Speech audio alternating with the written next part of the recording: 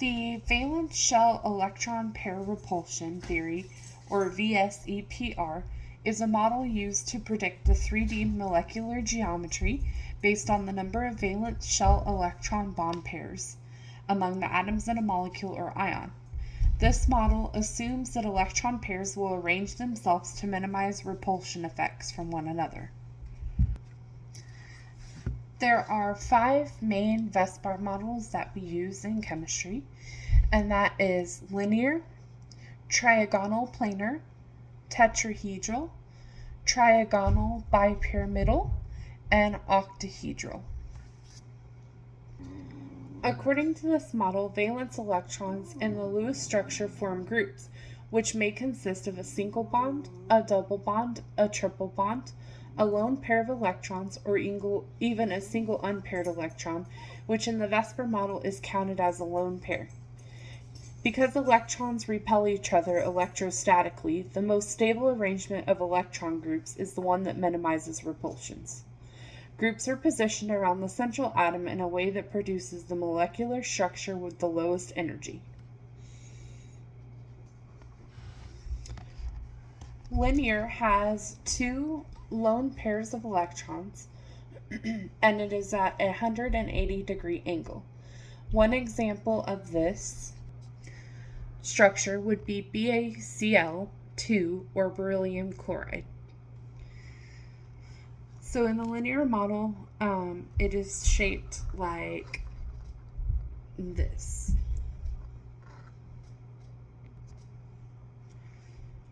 For trigonal planar, we have 3 pairs of electrons, and the bond is at a 120-degree angle with a look like this.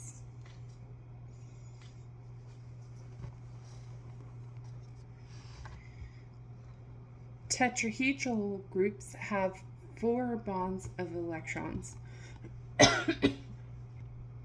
and have a 109.5-degree angle. One example of this would be methane, or CH4. It will have the 3 base molecules and then 1 on top.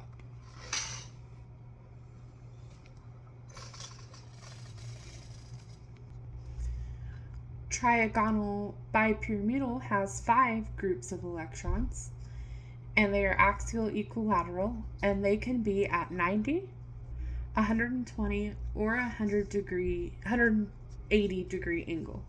One example of this element would be PCl5, or phosphorus pentachloride. In this model, you would have the 3 here on, and then 1 on top and 1 on the bottom.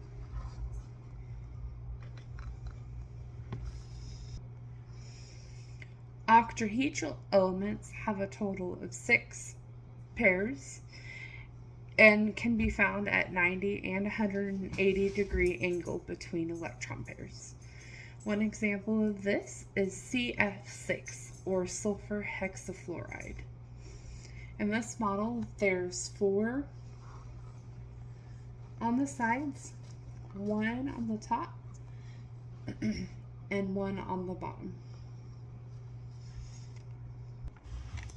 Molecules with polar covalent bonds can have dipole movement, an asymmetrical distribution of charge that results in the tendency for molecules to align themselves in an applied electric field.